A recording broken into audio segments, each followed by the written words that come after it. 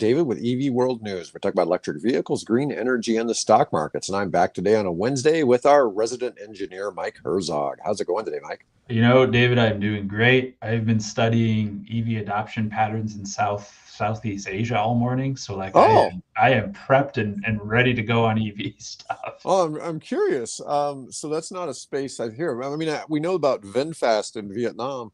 What's going on in Southeast Asia? What I found really interesting so far is the big market space right there is two-wheel and three-wheel vehicles, Okay, and much like really what India. they're looking at.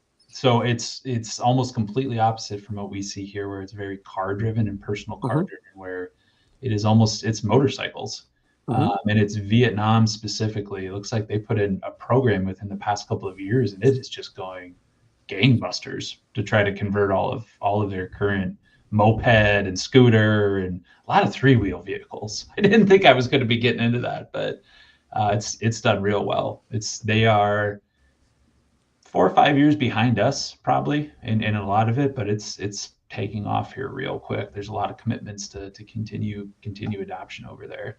I think it's hard for Americans to comprehend how we are the most motorized company on or country on the planet, and that so many other countries are so dependent on motorcycles, bicycles, Mhm.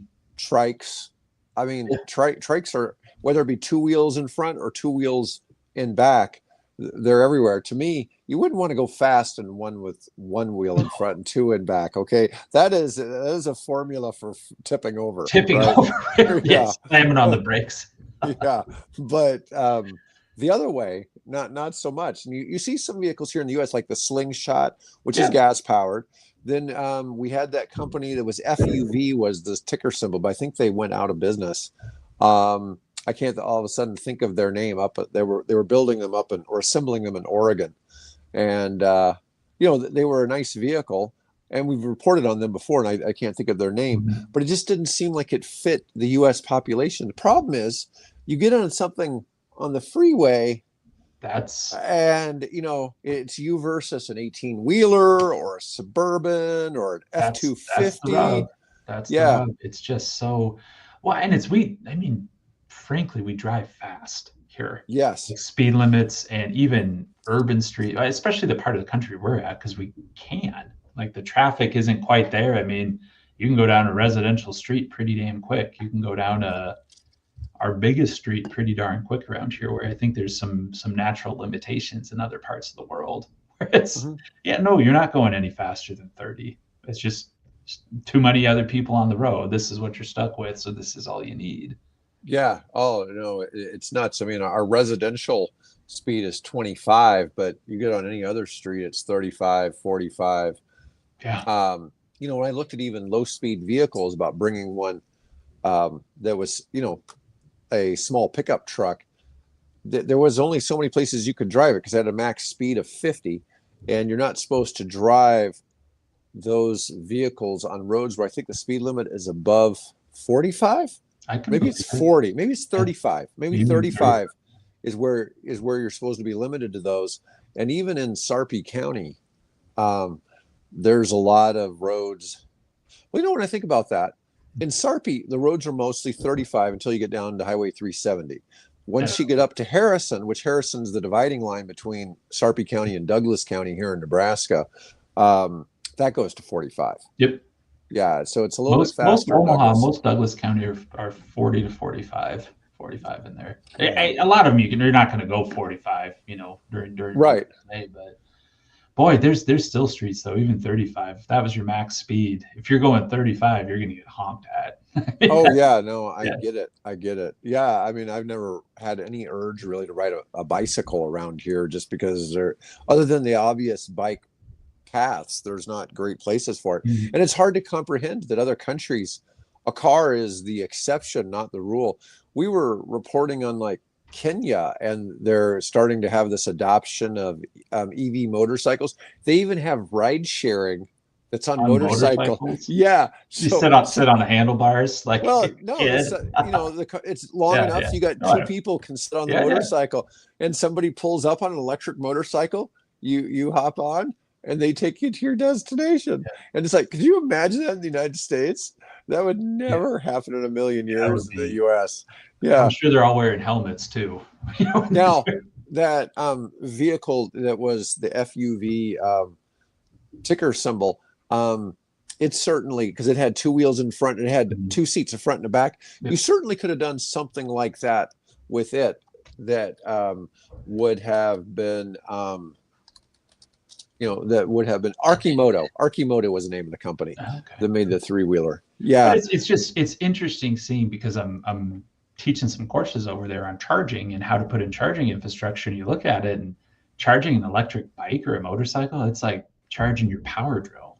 I mean, it is not the same at all as an EV. So I'm almost back to the drawing board of, oh, if it's just a bunch of cordless drills I have to charge, like maybe that's not as big of a deal as some of the Well, other ones. so what we saw in the Kenya deal was they're doing battery swaps, Yep. and there's a box. At first, I thought it was like an Amazon delivery, place where you go and you pick up your Mhm. package, but it was all these spots, and you put in one battery, pull out another, and off you go, and you pay some, like $10 a month for a subscription or $20 a month for a subscription, and you can swap it out as often as you want to juice up your vehicle.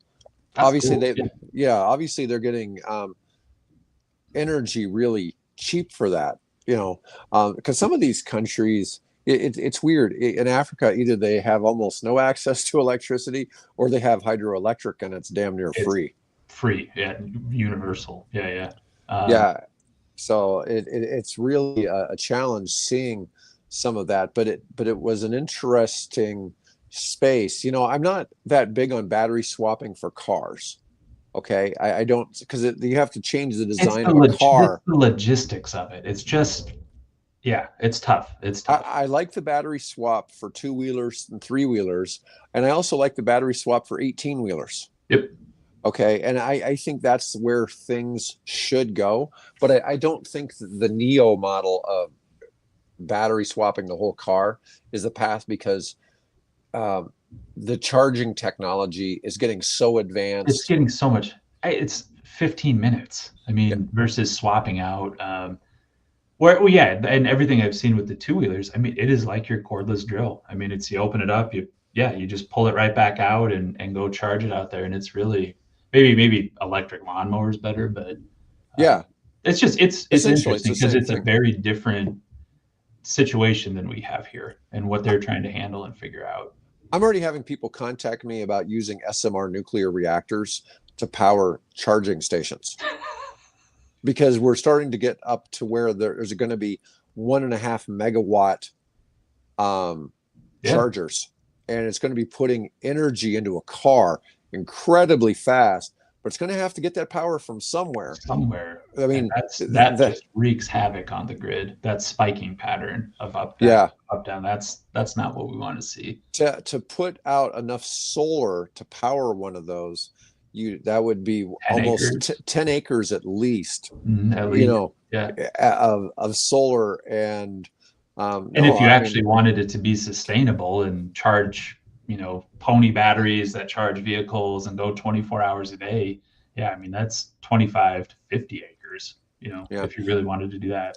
But I've had serious conversations about setting up charging stations for tractor trailers that would use Now, SMRs. in, like we've talked about before, in rural places where it is miles between and there is no electric infrastructure, now that is not a bad idea. Of Yeah, You don't have to route 45 miles of power lines to get there. Just plunk this thing down, and it's more reliable, and you got all the power you need. yeah. I mean, and it's really hard to think about that. I mean, I don't see that happening. You're not going to see that in the next 5 years, but 10 years from now, that's going to be a reality.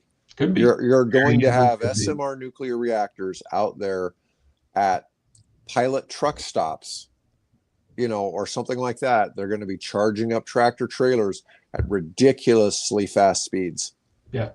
Um, and and just for the audience out there, I mean, that sounds like Back to the Future, like Mr. Fission, and it's not. I mean, no, it we're is we're really there. it is really not that far away. I mean, like David said, there's logistics. It's not going to be there next year, you know, or anything, but Mm-mm. it is not as far away as you think. It is not science fiction. I mean, that's reality at this point. Um, yeah, it's interesting to see because you and I both see what's on the bleeding edge of electrical power generation, and we get people that are arguing, you know, that this is this. It's like, man, you're stuck 10 years ago, and you know, it's not to say that there's not problems, but you know, people have come up. There's a lot of bright people out there. The one Yeah. thing I've discovered is there's always somebody even smarter. You know, well, you've been on some of these calls where we've had these nuclear physicists Mm-hmm. talking, and it's like, wow, they've really figured a lot of this out. Pretty, It's some it's pretty sharp folks. to Yeah. to a degree that, you know, we're still thinking, you know, these reactors are going to melt down, or there's all these other issues. It's Yeah. like, nope, nope, nope. There's no Yeah. radioactive water. Thing can't melt down. It was laundry list. I had some questions I wanted to ask this and that, and they said, "Oh no, we figured this out. We figured this out. We figured that." Holy cats! And you answered the question before I could ask it. Like, Yeah, wow, that's yeah. They've kind of gotten used to that from talking to investors and stuff like that, of what questions people ask about, and it's like it's so much safer. Yeah, but it's still we're still years from having these things in place. yeah, Right now, there's a couple of people who think they might have test reactors up in 27. We're hoping to have functioning reactors in 29, and then actually going into commercial, you know, where people are getting it yeah. put into their Basically, the commercial buy and use in hold. 30. Yeah, And then after that, supposedly it's 18 to 24 months from placing an order to being online. And that's considering some nuclear power plants have taken like 25 years to get online and stuff like yeah. that. That whole idea of compressing it down to 18 months is just staggering. And it's I like this is one space I like what the administration is doing. Mm-hmm. And basically, we want to fast track this. This is a solution. Let's fast track it. Let's figure that it shouldn't take 25 years. Mm-hmm. That kind of thing. Let's cut through some of that and figure out what we really need to pay attention to. But, you know, it's one of those things where there's no question that Generation 2 nuclear was a real problem, Mm-hmm. or potentially could have been a problem. Could have. Yeah. We had 3 Mile Island, and that made everybody drop everything else. But you think about it, I mean, there's been three that, including that one, which didn't really have a huge impact. You had Chernobyl, which had massive impact, Mm-hmm. and you had Fukushima, which had massive impact.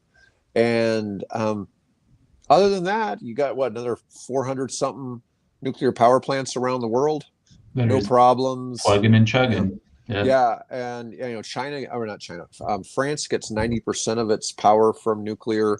They export nuclear energy to Germany, which got rid of all their nuclear energy to be, quote, cleaner and greener or something. They went back to coal. They reopened their coal plants. Anyways, so I had this article that says the Trump EPA tried to bury some good news.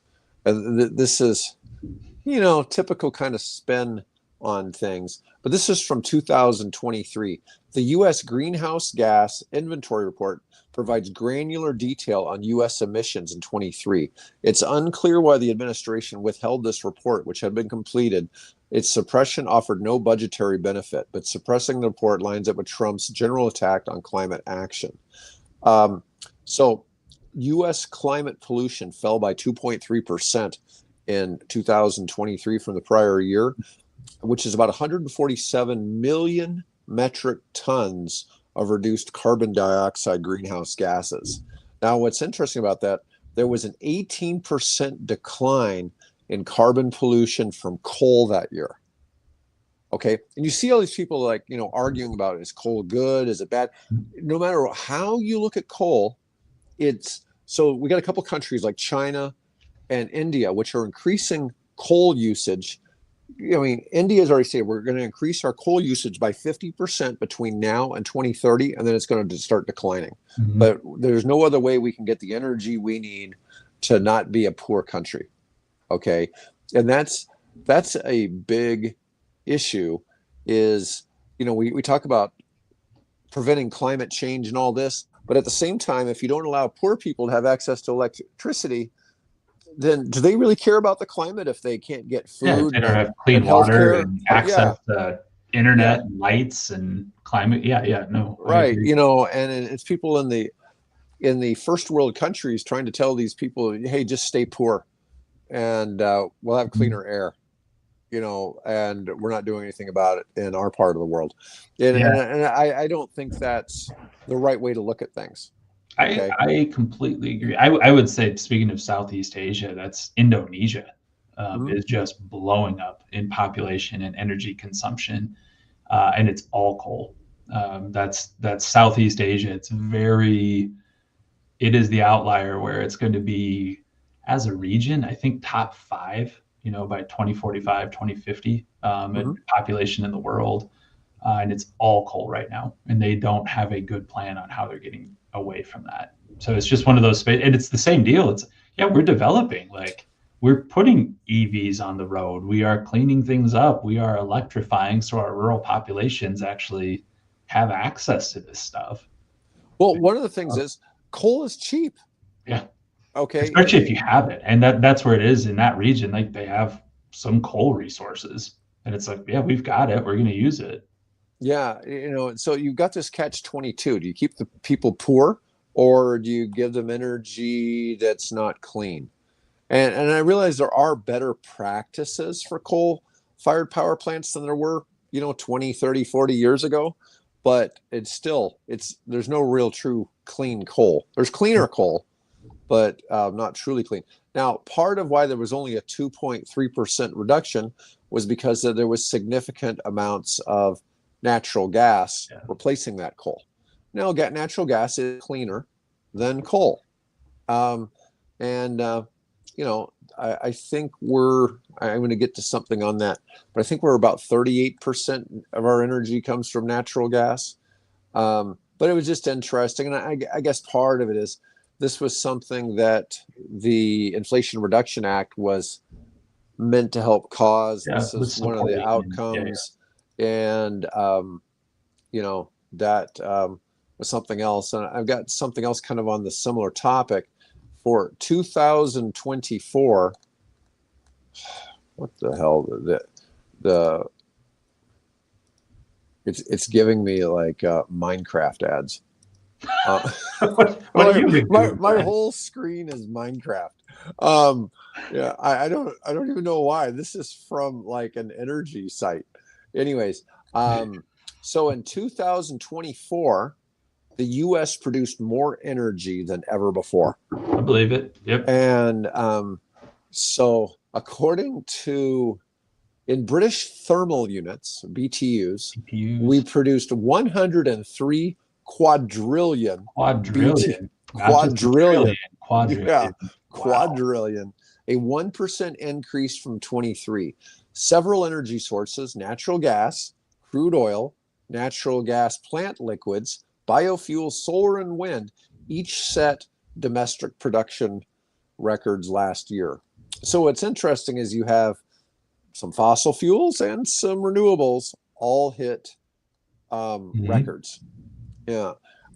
Natural gas was 38% of U.S. total energy production in 24, and it's been the largest source of U.S. domestic energy since every year since 2011 when it surpassed coal. Now we've been watching. We talk this all the time. Coal is on a steady. It just Every year it drops a percent or past two. past 15 years has been a nosedive for Yeah. coal. Renewables currently, like solar, wind, and hydro combined, are like 24% of U.S. power for electricity, and Mhm. coal is 18%. So, I mean, the renewables just passed coal like in the past year. Mhm. So before that, it was running dead even. Domestic crude oil was about 27% of U.S. total energy production. We continue to be the world's top crude oil producing country. It was a record 13.2 million barrels per day, 2% more than the previous year. Almost all of the growth came from the Permian region in New Mexico and Texas.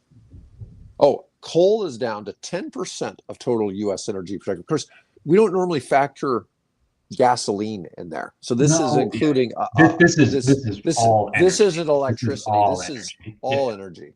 Yep. Um, but Because, yeah, that's, I mean, that's the crude oil. I mean, that's that's gas powered cars right there. That's Yeah. not diesel generators. Yeah, so people want to talk about dirty energy. So at 512 million short tons, last year's coal production was the lowest since 1964. Whoa. Yeah, think about that. So That's pre when you that the significance of that, that's Dave. 60 years. It's That's 60 pre years.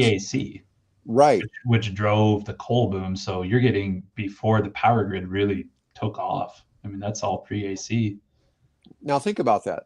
So at 512 million tons, and there's what, 300 million Americans, that's about 1.1 and two-thirds tons. So that's about 3,200 pounds of coal. That means the average person is consuming the equivalent of about 8 pounds of coal Mm-hmm. per day in the United States. Now, I mean, I hear this, well, your car is fueled, Yeah. by coal. Well, it's in the energy mix, it really isn't. But that's how much, that's part. If that's only 10% of US energy production, when you're consuming, that means that other 90% is coming from something. It's just hard to fathom that per person. Yeah. And I realize you're not necessarily using this in your house. It could be powering a plane that's flying overhead. It could Oh, be yeah. powering a train, It's manufacturing. But yeah. it's what produced the stuff that went into your widget, or whatever it is. But if it I was did a all study on coal, that years ago, and it was on video game systems, trying to convince kids to like turn lights off in their videos, and it was, I don't know, it was like 8 pounds of coal or something like that, like a half a charcoal yeah, bag. Like if you just turn the damn thing off when you leave instead of leaving it running, like you avoid burning this little pile of coal every year. yeah. It's I don't know if it If went anywhere, but it's logistically, I mean, we know what a 40-pound bag of charcoal looks like. right. Go stack those out in your backyard to get to 3,200 pounds of Yeah, it well, think about this. If 100% of energy came from coal, each individual person would be going through like 100 pounds of coal a a day. day. A day. That's Wow. crazy to think about in terms of if that was the only source. And 1 pound of coal is about a kilowatt when it Mhm. runs through a facility. And it's Yep. interesting just to think that the average person, though, and those terms, is using 100 kilowatts based on, like we said, all the things, All the things, manufacturing, all all the the things things. that are using power. It's an average of 100 kilowatts per person per day. That's a lot of energy. That's a lot of energy to produce the most modern, arguably the most modern society on the planet, right? Everybody wants to be in America because we have energy, we have all these nice things, and that's what it takes, 100 kilowatts of energy per person. And you got all these countries that have no access to power. Well, it's not really true. Maybe they're cutting wood, they're cooking Yeah, their they're food still still with producing wood. energy. Yep. Yeah, they're producing energy, but it's just not It's not the way we. efficient. Yeah, Yeah, it's and I not mean, efficient. we're like where we live in the country, it is the pinnacle of that. I mean, we are larger homes, bigger yards. We drive everywhere that we have to go. We have, knock on wood, like what high employment. We Hmm. have a lot of discretionary income that we spend on stuff. We're Hmm. not thankfully in a position where food is scarce for most. I'm talking you and me, and a lot of. Right. I mean, like we are the biggest. We travel. We do all. We're big consumers of energy. Hmm. Yeah, no, there's no question. But it's just crazy to think that that's how much energy the average American man, woman, child, Yeah. infant, whatever, is consuming. That's pretty nuts. About 100 kilowatts a day. Yeah. um, but yeah, so we hit new records, and I guess it's another one of those things where I'm a conservative, but my party doesn't want to disclose that energy was really that big under Biden, but Mhm. it's because it grew in a lot of sectors every year. Um, Despite all of the renewables, all the push to get rid of fossil fuels, oil and gas production keeps increasing. Keeps going up. But like we keep saying, there's all these people who are in energy poverty, and they're in actual poverty because they don't have it, Yep. right? And what we've discussed this before, you give somebody 100% access to electricity, they go from $1,000 a year average to 7,000 almost immediately. Just And access to just electricity. energy. That's how unfair being energy poor is in the world. Yeah. And I don't know. I see all these things, and it's like I don't feel I have the right to go criticizing somebody in Africa who wants to burn coal because they want to improve their Because they standard of want living. clean water. Yeah. Yeah, and clean water and all these Mhm. other things. Obviously, you and I know a little more. We're trying to do some things, some good for the world to improve that. But it's it's not happening like this. I mean, those guys need power today, Mhm. and to improve their lives. And um, it's interesting to see how much energy affects daily lives. The current U.S. Energy Secretary, Chris Wright, now he's actually on the board of directors for Oklo Nuclear, okay, Okay. which is another one that's making SMRs. They're involved with Sam Altman with OpenAI, Okay. Okay. and so they're kind of specifically trying to make them to power data centers Yep. for OpenAI. Altman had to step back. He was like the chairman of the board because so there wouldn't be some conflict of interest. But anyways, but Chris Wright is going. He's trying to change the narrative in blue states, trying to convince them we need a balanced energy approach between LNG and others. We talk about this sometimes. It's like the only problem with renewables, and when we're talking, hydro is pretty steady, Hydro's right? great. Hydro Hi, hi, checks all the boxes. If we hi, could put hydro everywhere, put hydro everywhere. it's the But cheapest. yep, It's got all of these advantages. The only problem is it's just not common. it's not feasible everywhere. Yeah, You need a big water source. I mean, it's just yeah, not feasible everywhere. right. But wind and solar, while they're great for producing cheap energy, they're not great for baseload energy because they're not consistent. It's intermittent. I mean, it's Right. just the wind doesn't always blow, the sun doesn't always shine.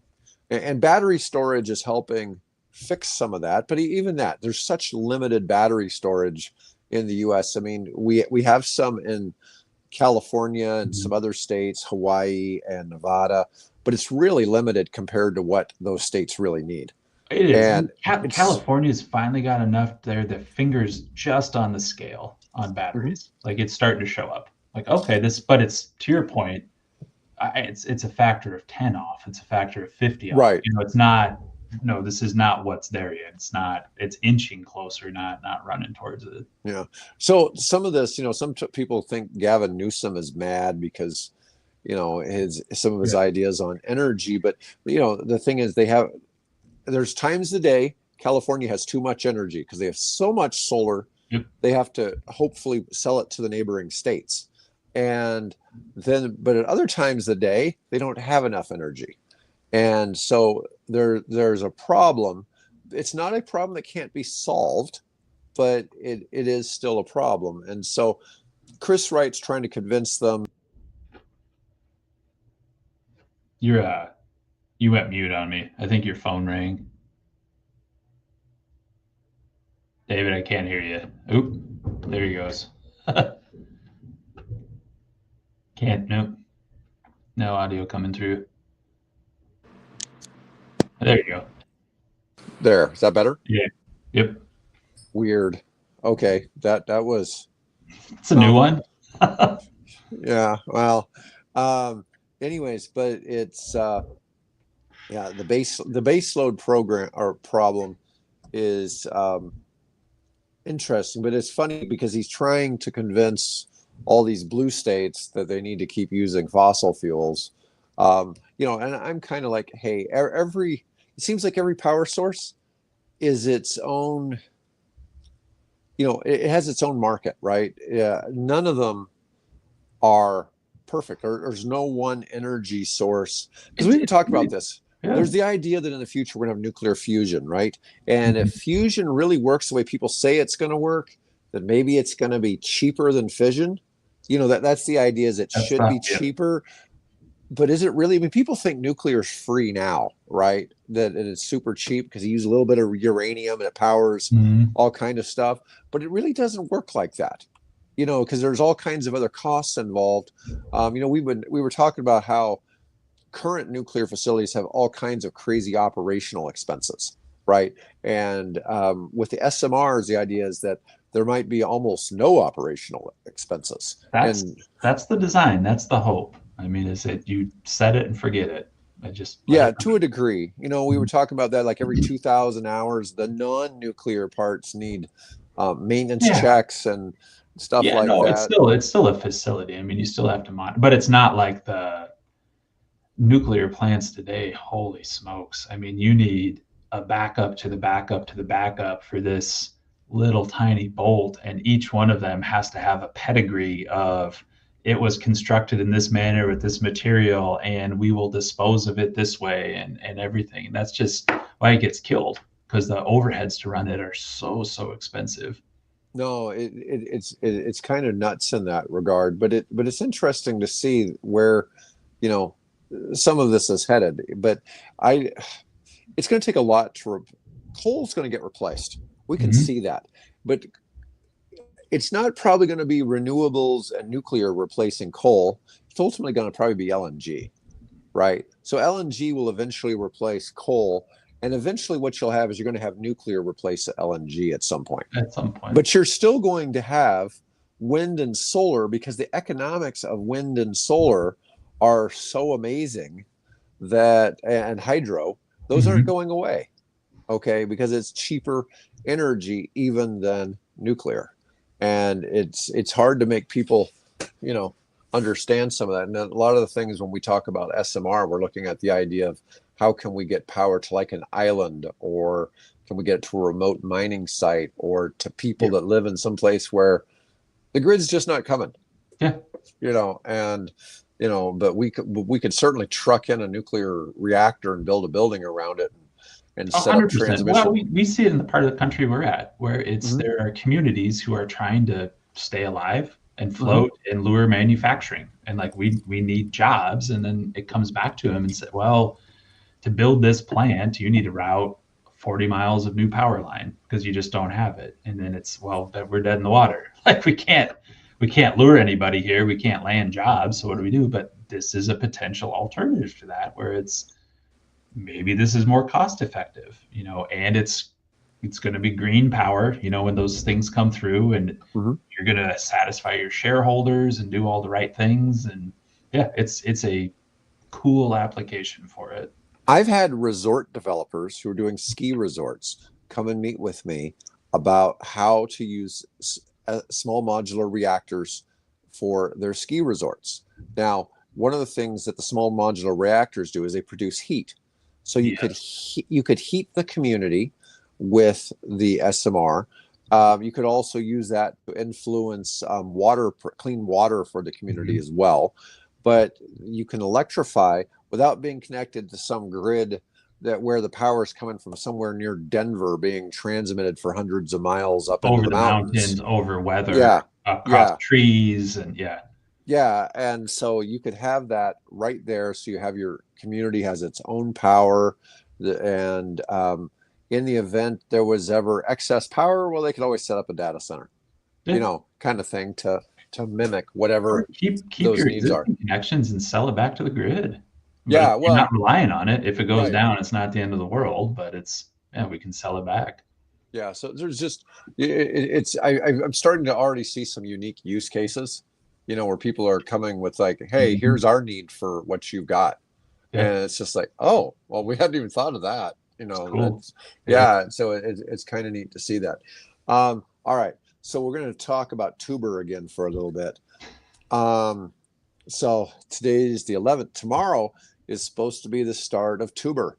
This is the It's in Tesla Austin, robotaxi. right? Yeah, Okay. in Austin. Now, what I'm not sure about, because the car service is geofenced to Austin using level 2 autonomous driving. It still needs human supervision behind the wheel. So what I'm assuming is there's actually still going to be a person in that front seat. I think so. For at least pilot stage, like there's going to be somebody there. So Waymo doesn't have. I lost you again. Oh,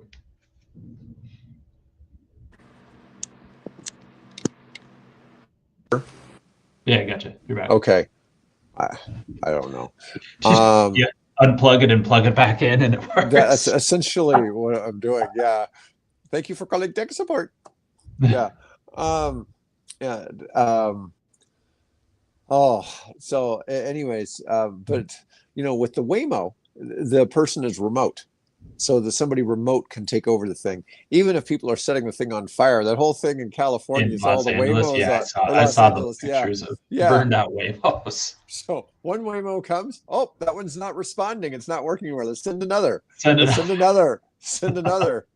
Yeah. I guess they're not watching the video from the previous one showing that the previous Waymo is on It's fire. on fire. Yeah, don't send another one in there. Send all the Waymos to pick up this person.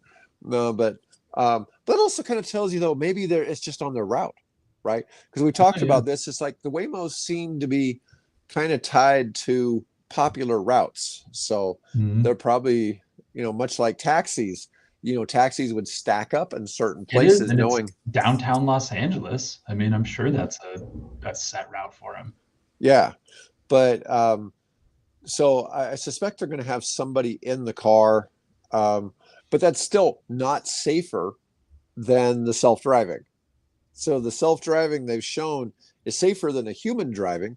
Doesn't mean it's 100% safe, but safer. But I still don't think they have the level of safety that Waymo has. But the perception is people think, well, I'm going to trust this machine more than myself.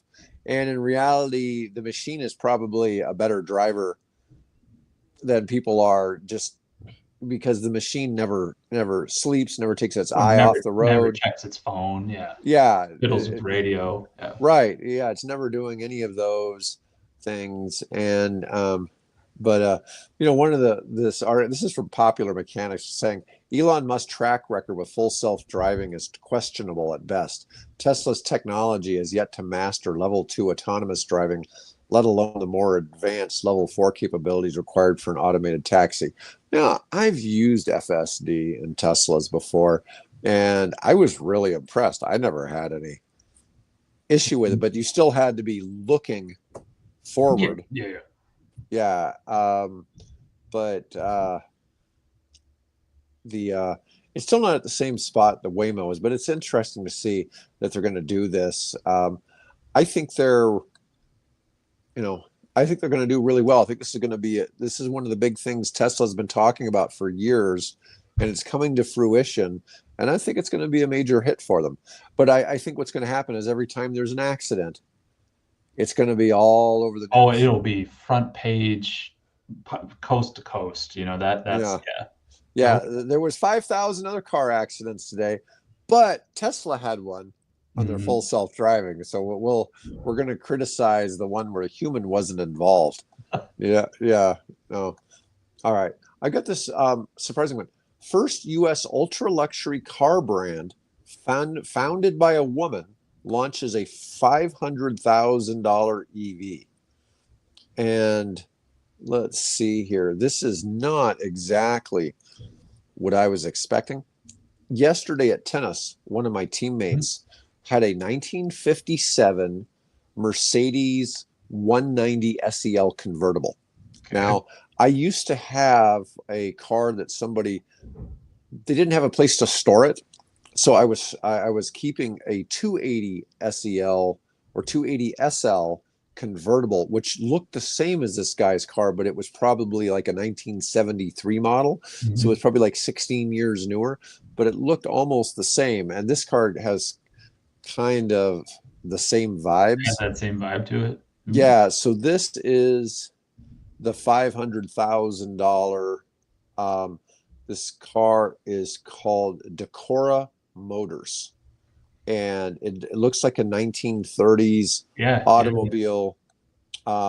It's got even kind of a 1930s look inside, but then it's got all of these fancy trims, physical dials, crafted interiors, calmer cabin setup. There weren't really a lot of images for this particular It's different. product. I'll give it that. I mean, I'm sure it's real nice. It'll turn your head. Let's see if they got anything. Oh, here we go. I'm pulling up their yeah, but this is a $500,000. It'd be the first luxury American car in a long time. But it's Oh, interesting. that's Yeah, that's the outside. I like yeah, that. yeah. I mean, it's pretty awesome. I wonder how much I need to put down to reserve one. Let's just see what we get. Oh, $50,000 refundable deposit. That's a little more than the $50 for the Scout. Yeah, when you can do a $50 deposit, that's a different story than 50,000, right? That's 10% of the price. Art of design meets innovation. Um, It's sharp. It's a. I like it. It's a good looking car, and if it rides nice, I mean, yeah. If I got a spare 500,000 around, that can be my Sunday car. there you go. Yeah, I mean it's pretty amazing look, but Lost you again.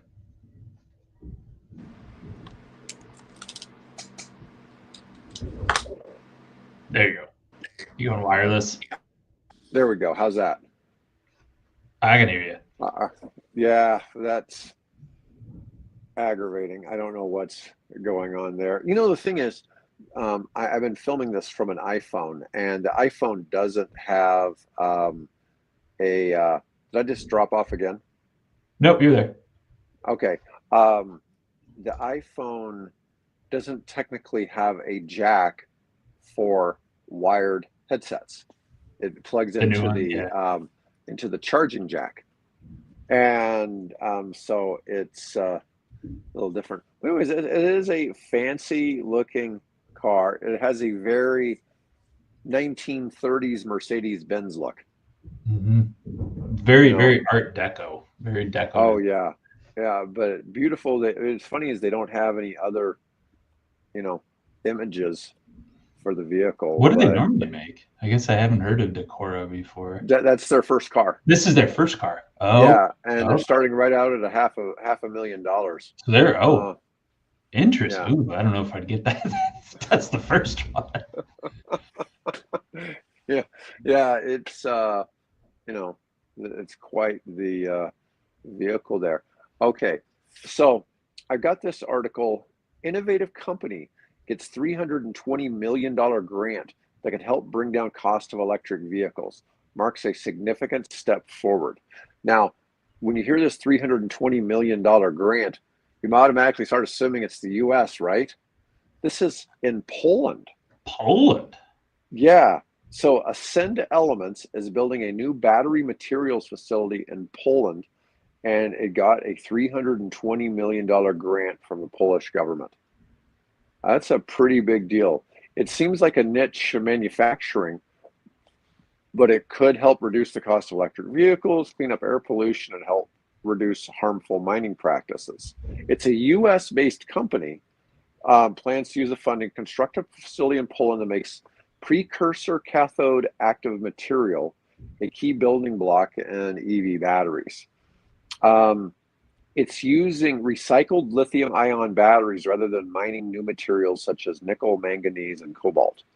The process is called hydro to cathode, is designed to be far cleaner than traditional battery recycling methods. The only thing about recycling batteries is like, how many batteries are there to be recycled? We've talked about this. Is that there's been some companies that try to get into the battery recycling business, assuming that just like we talked about before, like batteries only last 50,000 miles. But the truth is, a car battery, you use it for 300,000 miles, and then you stick it in energy storage for another 20 No, years. they. This is one of the other R's. Like this is repurpose. You can repurpose Yeah, that thing you can instead of repurpose recycling them. it. Yeah, and like you said, it's all the numbers coming out so far is batteries are far exceeding expectations of I what wouldn't people want to be in the electric vehicle battery recycling business it's because your source of materials is going to be so small for a long time. It just doesn't make sense, and it's just so mhm. funny. It's like, oh, EVs are like disposable, and all these things, the batteries aren't going to last or Yeah, whatever. And it's like, man, the technology is so much different than the average person assumes. They think it's like a yeah. flashlight battery or And it something. is, and it has been so much better than expected and what they've seen. I don't know. It's a very positive. I think that's coming out now. Now, of course, anybody can throw out, well, this one time or this one. Yeah, of course, there are examples. You can write a news article about it, but we're talking averages, just across the board. When you're selling 1 million of these a year on average, they are doing great. Yeah, yeah, it's really there's not a lot of real information other than the fact that they're trying to create these special processes using recycled batteries, but um, I don't exactly get where that Well, piece is I think so hopefully the good news is another country's investing in it, their government. It's just more people right, throwing dollars at it because, I mean, shoot, we're at where we're at today because of the US government.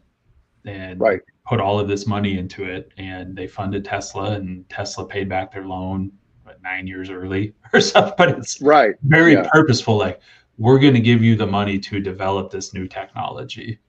And now it's, if other countries are going to start getting in that space, that's where we can see some leaps and bounds, hopefully. yeah. It's just interesting to see that that's what's that's what's going on there.